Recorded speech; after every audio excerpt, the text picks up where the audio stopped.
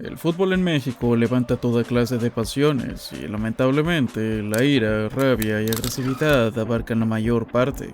Acompáñame en este lamentable recorrido por las tragedias más deprimentes dentro y fuera de la cancha. Querétaro versus Atlas. Vemos que empiezan a salir del lado izquierdo para acorralarnos. Vemos cómo se frenan en la zona familiar y le empiezan a golpear a familias del Atlas. En ese momento sigue corriendo toda la manada hacia nosotros y nos encapsularon. Y la policía, en lugar de ayudarnos o algo, empezó a abrir todas las rejas para que nos pudieran golpear.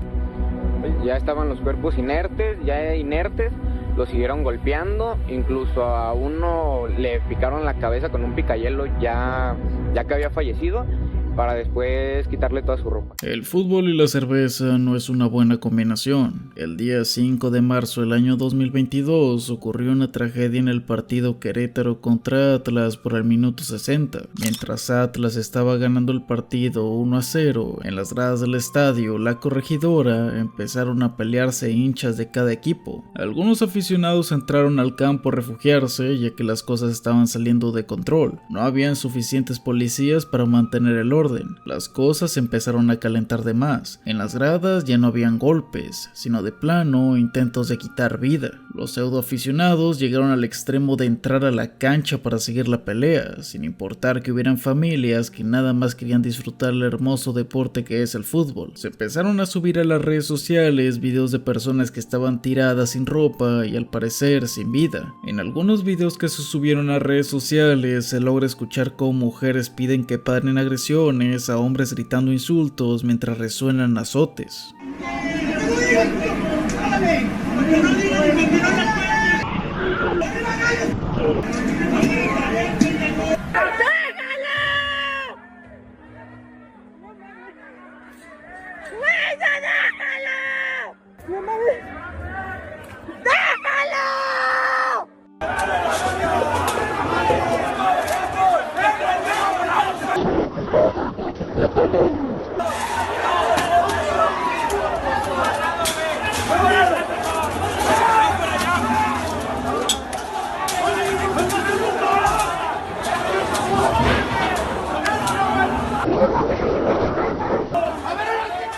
Otros videos que se subieron a Twitter fueron unos donde policías estaban hablando por teléfono, bien tranquilito mientras pasaba la tragedia. Testigos cuentan que los policías que estaban ahí abrieron las rejas para que los fanáticos de Querétaro pudieran entrar para causar bajas, contándose al menos 17 personas sin vida. De repente empezamos a ver cómo aficionados de Querétaro empiezan a correr de fuera de su zona y venían hacia nosotros. Venían por el lado derecho y de repente vemos que empiezan a salir del lado izquierdo para acorralarnos. Vemos cómo se frenan en la zona familiar y le empiezan a golpear a familias del Atlas. En ese momento sigue corriendo toda la manada hacia nosotros y nos encapsularon. Y la policía, en lugar de ayudarnos o algo, empezó a abrir todas las rejas para que nos pudieran golpear. Puestos de acuerdo porque era una revisión bastante estricta para nosotros, tanto que no podíamos pasar monedas, llaves, cartera, cadenas, ningún anillo, fajos, pero ellos tenían picayelos, unos traían, no sé dónde sacaron traían piedras, navajas. En el momento que empezamos a salir, había policía afuera golpeándonos y ya había gente de Querétaro. Se supone que ahí es privado porque es el estacionamiento de la porra de visita. Ya había gente de Querétaro porque también abrieron esos canceles, nos apedrearon y tardamos como 1 hora en poder salir del estacionamiento porque nos tenían todos acorralados y la policía no hizo nada. Vino aquí el gobernador a decirles que no hay muertos. No, pero sí, incluso... ¿Lo puedes Sí. confirmar que sí hay? Y de muchos. Sí, en una parte estaban diciendo que había ya 20, 22 y ahorita Sí. estaban diciendo que 30, pero vino el gobernador a decir que no había nada. No, pero sí hubo bastantes. Ya estaban los cuerpos inertes, los siguieron golpeando, incluso a uno le picaron la cabeza con un picayelo ya que había fallecido, para después quitarle toda su ropa. Mientras tanto, en la página oficial de seguridad de Querétaro publicaron que no hubieron muertos tratando de ocultar la verdad. En los estadios está prohibido entrar con alguna arma, pero en un video podemos ver a un pseudoaficionado cortando las redes de una portería con una navaja. Los infantes que estuvieron en el estadio tuvieron que quitarse sus playeras del equipo para que no los lastimaran. Jóvenes y la mayoría de edad también fueron lastimados mientras intentaban huir. Llantos de infantes se pueden escuchar en los videos. Algunos de estos publicaban fotos saliendo del estadio donde se miraban muy felices y orgullosos de lo que habían hecho. En Twitter empezaron a exponer a los delincuentes esperando que la policía los capture. Se teoriza que esto se originó por una pelea de traficantes, de que un líder se encontraba en las gradas y empezó toda una riña. También se teoriza que esto fue una cortina de humo para maquillar algunas acciones tomadas por el gobierno. Sea como sea que haya sido, el gobierno publicó que habían arrestado a varias personas que supuestamente habían participado en la riña, pero como que algo no cuadraba. Pasaron semanas hasta que un mesero que habían arrestado revelara que era inocente y que incluso lo habían obligado a declararse culpable a punta de amenazar a su familia. Me golpearon, encañonaron a mi niña de 4 años de edad y yo pienso que ¿qué culpa pudo haber tenido mi niña? Igual yo creo que se sintieron intimidados la fiscalía, que por eso la encañonaron. Yo creo que se sintieron amenazados, que por eso entraron al cuarto de mi abuelita, siendo una persona discapacitada de la tercera edad, que no ve, no oye, y posiblemente también la habrán encañonado. Golpearon a mi hermano, me golpearon a mí, y pues ahí también empezó mi calvario. Me llevaron a la fiscalía, junto con otros presuntos culpables de la violencia, y nos fotografiaron para exhibirnos ante la prensa. Sin embargo, cuando la fiscalía se dio cuenta de que había cometido un error conmigo, porque la verdad no estuve ni en el estadio, cambió su acusación por apología. Esto nos deja una apertura para cuestionar cómo son las cosas cuando anuncian que capturaron a alguien. ¿En realidad si era un criminal o simplemente es un chivo expiatorio que cayó en un sistema de corrupción? Aprovecho que llegamos a la mitad del video para invitarlos a suscribirse al canal para encontrar más videos de este tipo y pasar una noche agradable, así como también te invito a que vayas a verme en mi canal secundario, además de preguntarme lo que gustes en vivo en mi canal en la plataforma morada. Los enlaces a todas mis redes estarán en la descripción. El túnel 29. El 26 de mayo de 1985, la Ciudad de México amaneció envuelta en la emoción de una final entre el clásico capitalino, los Pumas versus el América. Todo apuntaba a una jornada histórica para el fútbol mexicano, y de hecho lo fue, pero no por el marcador, sino por un terrible suceso. Para dar contexto a la magnitud de la tragedia, el Estadio Olímpico Universitario tiene una capacidad para 73,000 personas. Ese día llegaron al menos 90,000. Las entradas estaban agotadas desde días antes, pero la reventa no se detuvo. Se escuchó en la calle, en las filas y en las pláticas de los revendedores una forma de conseguir boletos para el tan ansiado partido. Ninguna autoridad hizo nada y los boletos falsos circularon sin límite. El flujo de aficionados no se detuvo y una cantidad indigente de personas, entre ellos hombres, mujeres e infantes, querían entrar. El caos se concertó en el túnel 29, uno de los accesos más populares. Dicho túnel conecta con el llamado Palomar, una parte alta del estadio en donde se encontraban los espacios más baratos. Minutos antes del partido, la muchedumbre seguía llegando y como no había más espacio, la gente empezó a empujarse. Nadie los controló y si hubo alguna advertencia, fue ignorada. Cuando las puertas se cerraron, en la oscuridad del túnel, cientos quedaron atrapados. El aire comenzó a escasear y entre los cuerpos apretados, algunos seguían gritando, mientras que otros dejaron de moverse. Dentro del estadio, el partido inició, pero afuera, el desastre avanzaba. Quienes habían logrado entrar empezaron a trepar por los muros o las rejas, buscando espacio donde ya no había. A falta de protocolos, la seguridad fue rebasada. No hubo reacción por parte del carente y poco capacitado personal. Dentro del túnel 29, el miedo se volvió físico con la presión, los gritos, la asfixia y los cuerpos en el suelo. Los padres intentaron proteger a sus hijos sin éxito.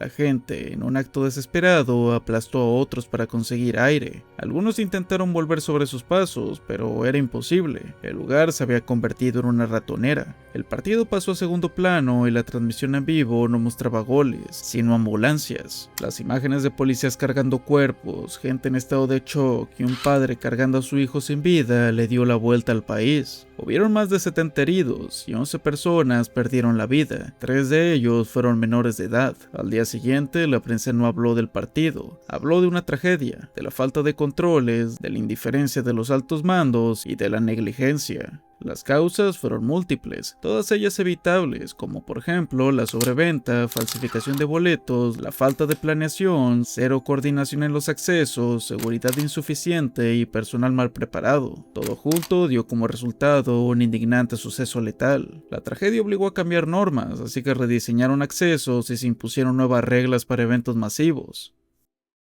El árbitro Víctor Trejo. Lo que debió ser un simple partido amateur terminó en tragedia en Tulancingo, Hidalgo.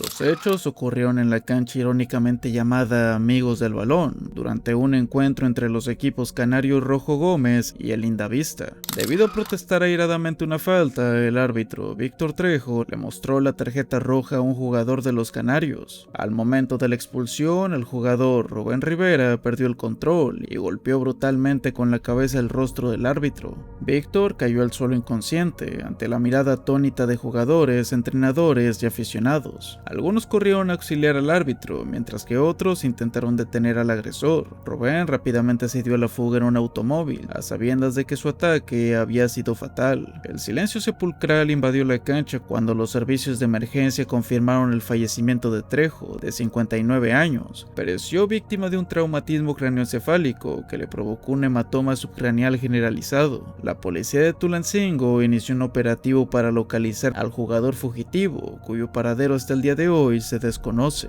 El crimen generó una fuerte indignación en redes sociales y entre los círculos deportivos, donde se exigió que el agresor respondiera ante la justicia. Billy Álvarez y el Cruz Azul. Guillermo Álvarez Cuevas ha sido presidente del conjunto celeste desde 1988 y también ha tomado la dirección general de la cooperativa La Cruz Azul. El apellido Álvarez ha tenido un importante impacto en la institución, ya que su padre, Guillermo Álvarez Macías, fue presidente de 1953 a 1976, consiguiendo el ascenso a Primera División en 1964, así como 5 títulos de liga, generando así la etapa más gloriosa de la institución. Quiero decirle que ya nos llegó el video que realizó acerca de este tema que nos tiene tranquilos a nosotros. ¿Por qué? Porque sabemos el tipo de persona que es usted. Así que por ese lado su equipo lo respalda. Su equipo lo respalda. La verdad que sabemos que hay gente por ahí envidiosa que siempre busca desestabilizar, pero usted quédese tranquilo. Nosotros lo reconocemos, nosotros lo valoramos bastante y le estamos agradecidos con todo el trabajo que usted realiza. Así que su equipo está con usted, el licenciado Billy Álvarez. Billy Álvarez siempre fue el encargado de tomar las decisiones del equipo y por muchos años se le acusó de verse influenciado por el promotor Carlos Hurtado, quien imponía jugadores y técnicos en el club para su beneficio económico. Además, en 2010 se le descubrieron dobles nóminas, donde salieron nombres de jugadores como José de Jesús Corona, quien presuntamente recibía el sueldo registrado en el club, así como otro más alto por parte de la empresa. A través de los años, Billy Álvarez ha sido señalado por lavado de dinero y en más de una ocasión ha recurrido a amparos para evitar ser aprendido. La ocasión más reciente fue en 2019, cuando la unidad de inteligencia financiera congeló sus cuentas y lo investigó por desvío de recursos. Pese a ello, Billy Álvarez siempre ha contado con el apoyo de sus jugadores y de sus empleados, argumentando que solo un grupo disidente no lo quiere al mando de la cooperativa. En 2019 se emitió una orden para arrestarlo, pero qué raro que un hombre de 77 años no haya querido ser capturado, además de que cuando él salió del club en poco tiempo el Cruz Azul fue campeón. Como ya dije, esto es muy raro, ya que por más de 20 años el equipo Cruz Azul no había ganado ni un solo título, pero sí había llegado muchas veces a la final, donde obviamente pues siempre perdía. Esto ha hecho que se teorice que él hacía algo para que el equipo perdiera muchas veces, mientras a la vez él ganaba dinero con apuestas. La tragedia del Borre. Lo que comenzó como un encuentro deportivo terminó en fatalidad. Un adolescente de 16 años pereció brutalmente durante un partido de fútbol en Guadalajara. El joven, conocido como El Borre, fue golpeado repetidamente en el rostro por un rival frustrado en medio del partido entre el Viper 3.0 y el Deportivo Esmeralda. Se sabe que el marcador iba 3-0 a favor de los Viper, que dominaban completamente el campo, y los roces propios del juego escalaron hasta un nivel de violencia descontrolada. La agresión ocurrió tras una falta particularmente agresiva. El Borre protestó, y en respuesta recibió una golpiza que lo hizo caer al suelo, donde comenzó a convulsionar. El agresor, de nombre Moisés Pulido, escapó del lugar sin ser detenido, y cuando los servicios médicos llegaron, confirmaron el fallecimiento del joven. La policía acordonó el área y la Fiscalía del Estado intervino para realizar el levantamiento del cuerpo y las investigaciones correspondientes. Cabe destacar que el evento deportivo fue organizado por la organización religiosa conocida como La Luz del Mundo, lo que levanta aún más sospechas. Un dato curioso es que durante la agresión, el camarógrafo del partido desvió el lente de la cámara justo cuando ocurrió el ataque, evitando así registrar el momento exacto de la agresión. Serpiente la agarra el Borre, Borre tocó con Joan, Joan regresa al palón a Morales y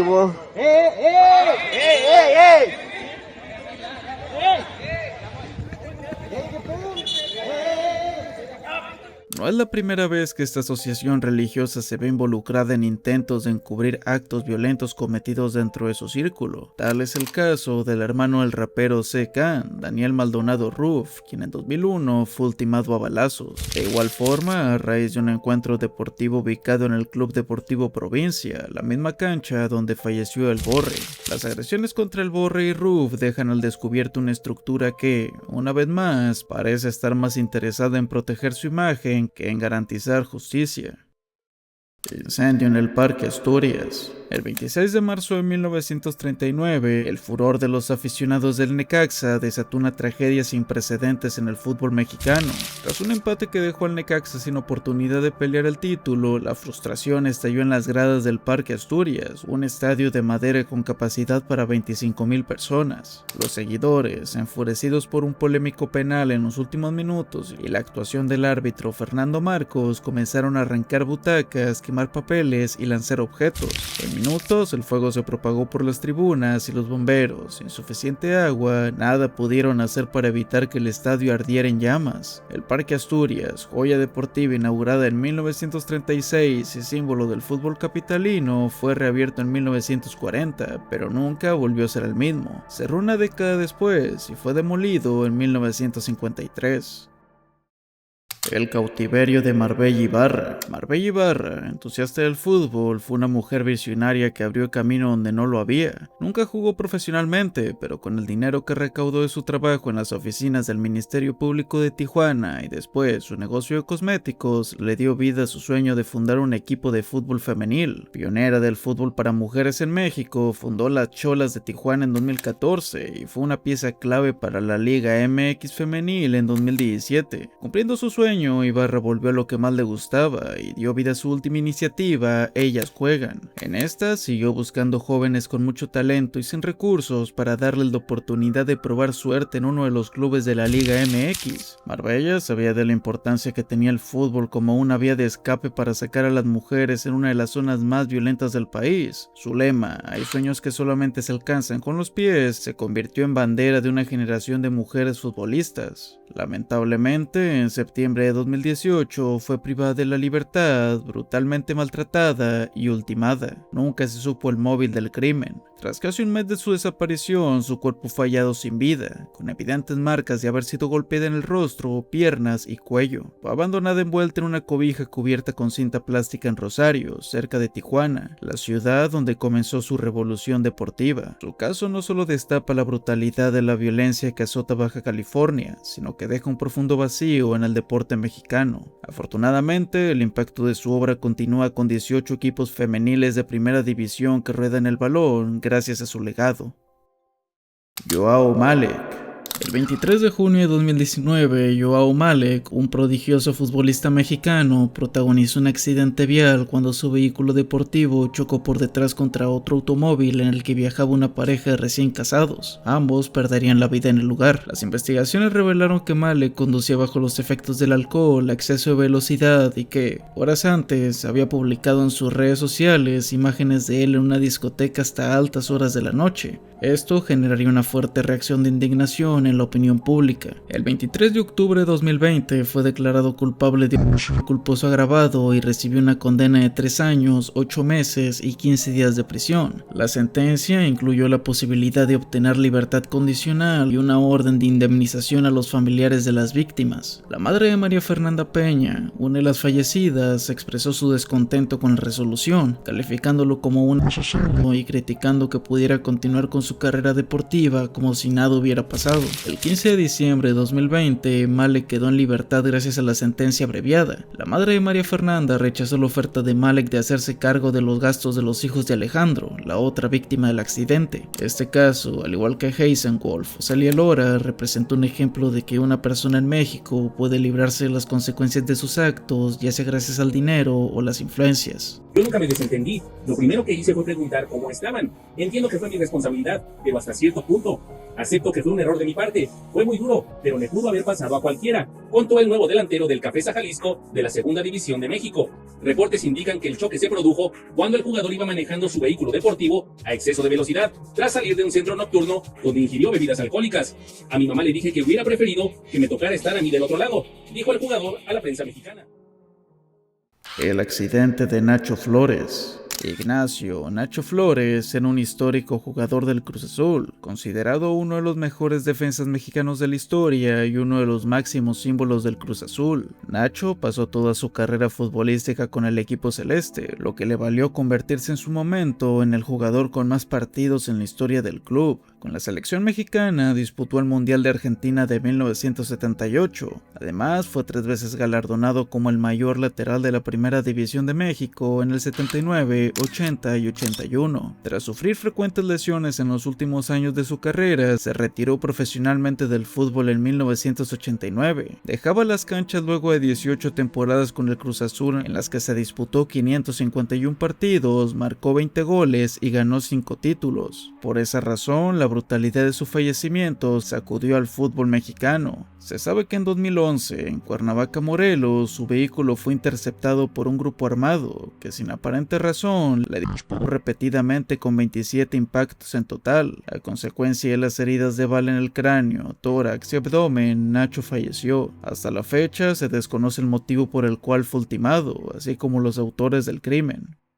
Ataque contra el centavo Muciño. La noche del 31 de mayo de 1974, el fútbol mexicano perdió a uno de sus más brillantes talentos, pero no en la cancha, sino en un crimen brutal que aún duele y escandaliza. Octavio Muciño, joven estrella del Cruz Azul y de la selección nacional, fue asesinado a sangre fría por un hombre protegido por su apellido y fortuna. Muciño acudió al restaurante Carlos Willis en Guadalajara con 3 amigos y sus parejas. La noche prometía tranquilidad, risas y recuerdos entre amigos, pero en una mesa cercana se encontraba Jaime Muldón Barreto, arquitecto y miembro de una de las familias más influyentes de la ciudad. Las palabras altaneras de Muldón desataron una discusión que subió de tono. Aunque fueron separados momentáneamente, el arquitecto salió furioso a su auto y regresó armado. Muciño, sin saber lo que le esperaba, fue tras él con intención de calmar los ánimos. Ahí lo recibió una bala en la cabeza. Ya tendido en el suelo, le dispararon 2 veces más. Tras agonizar 3 días en coma, Muciño pereció en la madrugada del 3 de junio de 1974 en el Hospital México-Americano. Tenía apenas 24 años. La noticia sacudió a Guadalajara, la Ciudad de México y todo el país. Es conocido que el restaurante fue atacado por aficionados indignados y miles asistieron a su funeral entre lágrimas, rabia e impotencia. Pero la tragedia no terminó ahí. La justicia jamás llegó. Muldón salió rumbo a España, donde no existía tratado de extradición, regresando a México 6 años después. Sus abogados lo defendieron alegando facultades mentales deficientes, por lo que nunca fue procesado y permaneció en libertad. El Gato Ortiz, el crimen organizado. Omar El Gato Ortiz, exportero profesional de fútbol mexicano, fue detenido en 2012 tras ser vinculado con una banda de privadores de la libertad. De acuerdo con las investigaciones, Ortiz colaboró como informante, proporcionando datos claves sobre víctimas. A cambio, recibió pagos de hasta 200,000 pesos. Además de su implicación en el cautiverio de personas, las autoridades descubrieron que Ortiz tenía un fuerte vínculo con el consumo de sustancias ilícitas. Yo había consumido alguna ocasión de marihuana. Una vez tenía yo, no sé, 14, 15 años y fumé un poquito cigarro de marihuana que me invitaron. Me quedé dormido y dije, no, voy a dormir. Consumí ya grande, ya era futbolista, en alguna tiempo de vacaciones,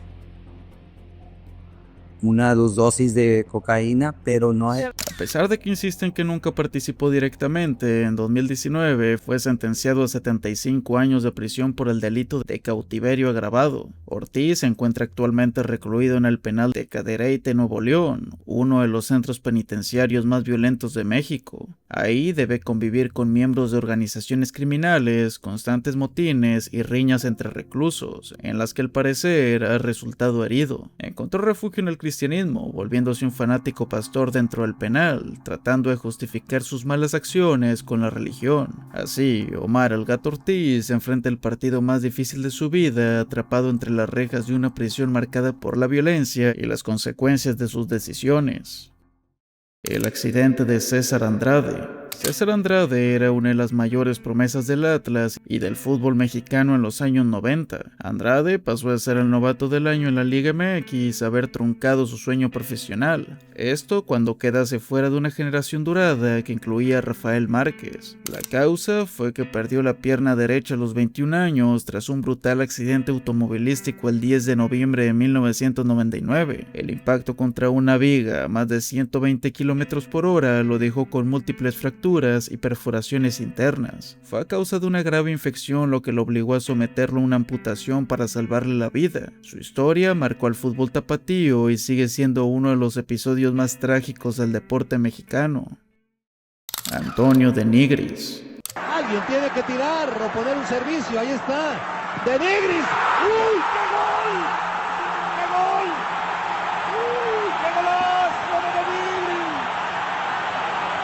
¡Qué bárbaro! Me voy a poner de pie. La salud es un tópico que para un atleta debería ser primordial, y en la mayoría de veces se descuida o simplemente falla. Antonio Tano de Nigris no se detuvo nunca por el deseo de cumplir su sueño de ser futbolista profesional. En 9 años de carrera logró defender 13 camisetas con carisma y talento singular. El regiomontano cambió de entorno una y otra vez, pero no cambió de idea. Él quería seguir jugando sin importar el riesgo ni el costo que éste le cobrara. Desde su debut con Monterrey hasta su último partido en Grecia, pasó por México, España, Colombia, China, Brasil y Turquía. Los constantes cambios no fueron por elección propia, sino por rechazos, contratos rotos y decisiones ajenas. Nunca dejó de intentarlo, incluso después de sufrir lesiones y advertencias médicas. De Nigris regresó a la selección tras 7 años de ausencia, aunque ya se sabía que su corazón estaba completamente comprometido. Se le había diagnosticado una malformación cardíaca y le habían dicho que de seguir jugando significaba arriesgar la vida en cada partido. Pese a la advertencia, siguió viajando y prefirió jugar. La madrugada del 16 de noviembre de 2009, en Larissa, Grecia, se despertó con un dolor en el pecho. Su familia llamó a una ambulancia, pero falleció de camino al hospital. Antonio tenía solo 31 años. Después de su muerte, vinieron los homenajes en Grecia y México. Su cuerpo regresó a Monterrey, y sus cenizas fueron llevadas al Estadio Tecnológico, en donde fueron esparcidas. Por la falla de un corazón que ya no pudo más, por una condición genética que él conocía y por una decisión que eligió sostener hasta el final, Antonio de Nigris pereció con la certeza de que no podía vivir lejos del campo.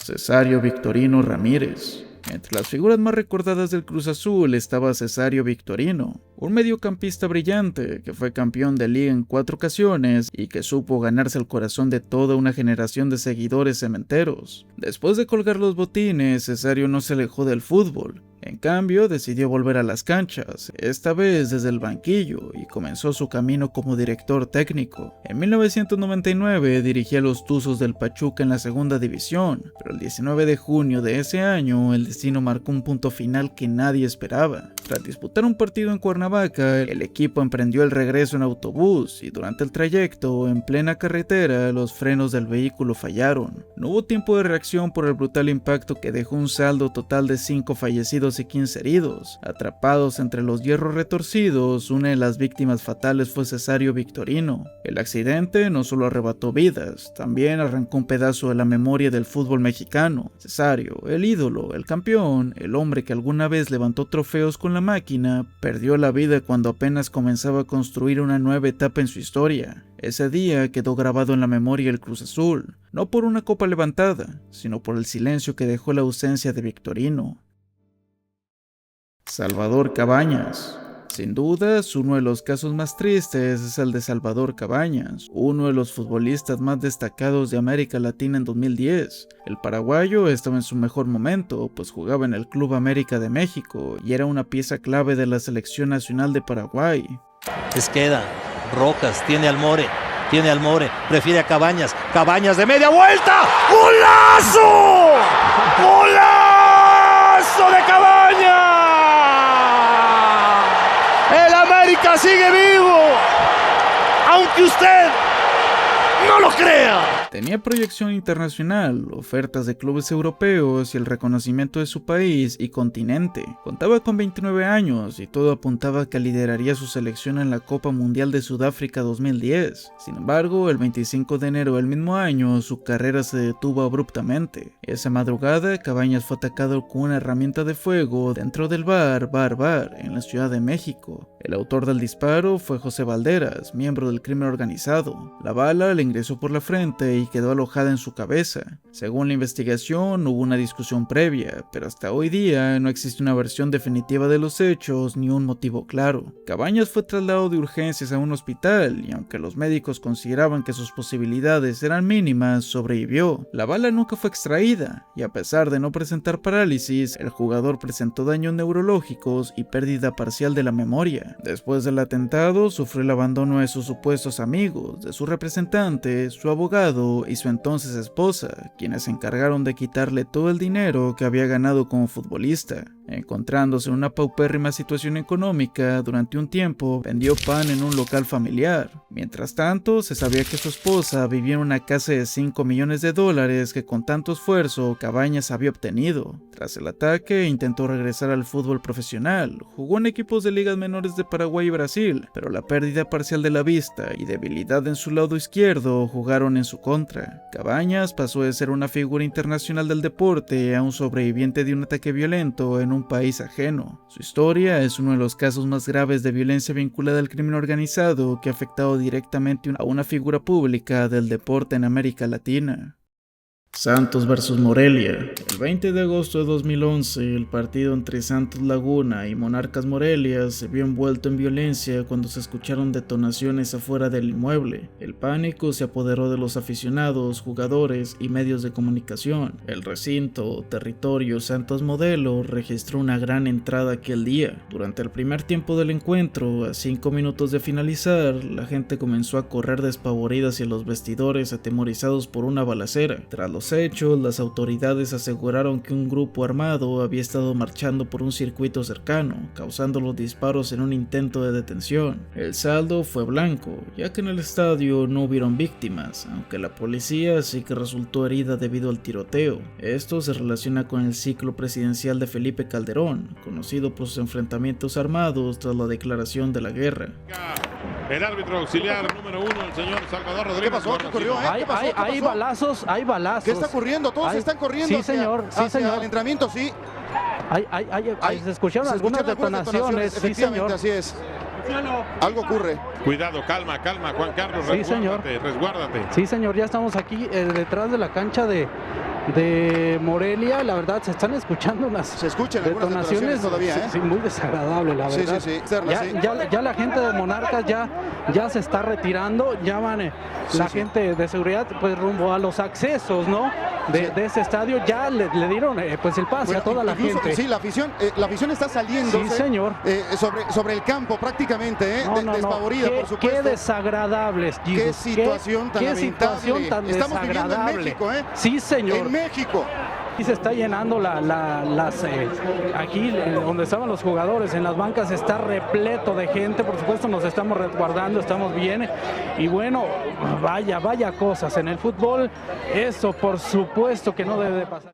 Para finalizar, muchas gracias a las personas que hicieron posible la realización de este video, a Core Energy por el guión, al miniaturero y por supuesto al editor. Las redes sociales de todo el equipo estarán en la descripción. Yo soy el Traje con Voz, y estas fueron las mayores tragedias del fútbol mexicano.